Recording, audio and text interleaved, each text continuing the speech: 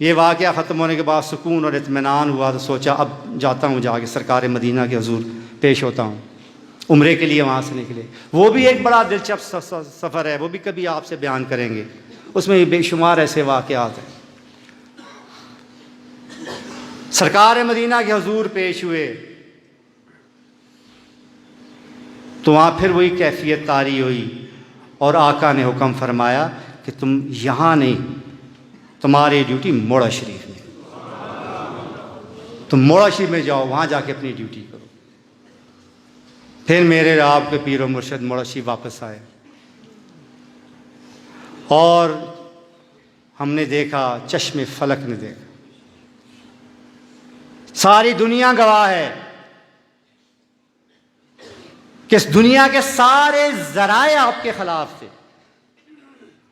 یہ دنیا کے جنہیں آپ سہارے کہتے ہیں وہ آپ کے خلاف تھے، رشتے ناتے رشتہ دار، جتنے موٹے موٹے خلیفے تھے، جتنے پلے ہوئے تھے چربی والے، وہ بھی خلاف، سب خلاف۔